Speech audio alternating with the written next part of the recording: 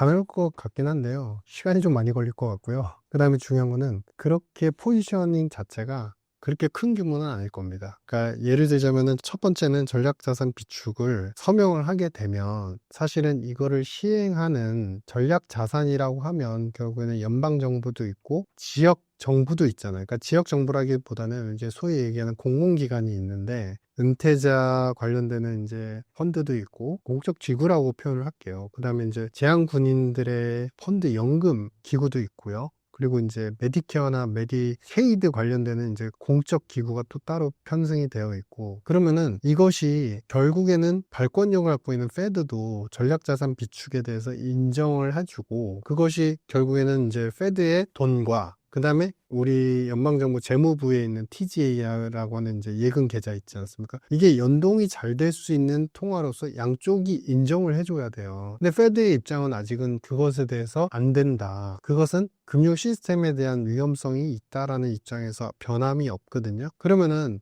제 판단으로는 지금 연방정부 내에서 일정 비중 정도만 먼저 전략자산 비축으로서 쓰여지게끔 할 수 있을 것이라 판단을 하고, 그러면 그 용도는 뭐냐면 우리 항상 이제 형식적인 절차이고 부채에 의해서 한도가 꽉 차고 나면은 미국이 항상 이제 셧다운이 되고 외 승인이 안 되면 결국에 디폴트로 갑니다. 인위적인 디폴트로 표현이 되고 항상 끝나고 나면은 한도와 함께 예산이 책정이 되면서 스무스하게 넘어가잖아요. 그런 과정에서 일정 부분을 갖다가 연방정부가 비트코인을 보유하게 되면 항상 새롭게 현금화할 수 있는 그런 이제 가능성들을 열어준다는 측면에서 비축전략 자산으로서 서명을 하고 앞으로 쓰여질 수 있다라고 생각을 합니다. 그리고 두 번째는 그럼에도 불구하고 이게 소액일 수밖에 없는 것은 가격의 변동이 충분히 많은 상태이고 아직도, 그리고 이것이 현금화하기에는 시장의 가격에 대한 영향력들이 연방정부가 너무 많은 것을 사고 너무 많은 것을 팔아서 가격에 대해서 영향을 미치게 되면 자체적인 전략 자산의 가치도 급변동을 할 수 있기 때문에 소규모, 상대적으로 소규모로 갈 수밖에 없다라고 판단합니다. 근데 다만 이제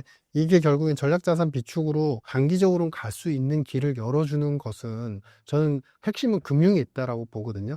아시는 것처럼 블랙록, JP모건, 비트코인 ETF 출시한 다음에 수수료 수익이 뮤추얼 펀드 대비해서 너무 많이 늘었어요. 근데 예를 들자면 현금은 굉장히 많아요. 상업은행들이, 미국 상업은행들이 현금 가용 자산 금액만 보더라도 지금 4조 달러에 육박을 하고 있습니다. 대형은행들 위주로.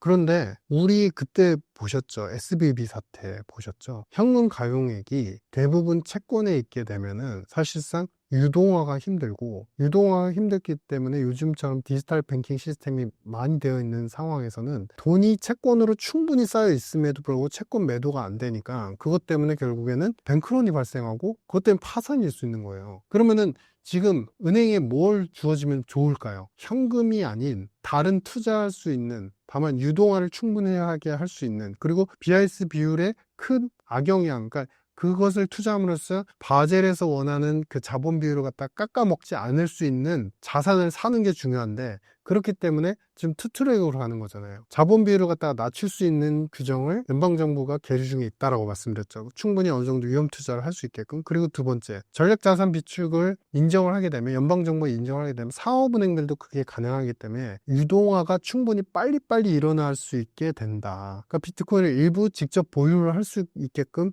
회계적 기준까지 마련이 될 것이다. 그렇게 되면은 상업은행들도 돈을 필요로 할 때, 예금자들이 돈을 찾으려고 할 때 충분히 유동화를 시킬 수 있고, 혹은 채권에 대해서 투자를 할 수 있게끔 충분히 유동화를 할 수 있는 길들을 계속 열어주게 된다면, 사실 이거는 트럼프가 원하는 상업은행들의 대출과 유동화를 통해서 계속적인 민간의 유동성들이 계속 부양되게끔 만드는 큰 전략의 하나다. 그게 일기 때도 마찬가지로 대출해라라는 정책들은 굉장히 요구가 많았거든요. 근데 이번 2기 때도 일정 부분 재정 지출을 줄인다라고 얘기하는 것은 결국 유동화를 금융 정책으로서 상업은행들한테 충분하게 할 수 있게끔 길을 열기 위해서 이러한 그림의 일환으로서 전략 비축 자산을 시행을 하는 것이고, 이게 다만 이제 앞서 말씀드린 같이 페드에서의 어느 정도의 이제 저항도 있기 때문에 이제 서서히 실행이 될 가능성이 있다, 이렇게 판단하고 있습니다.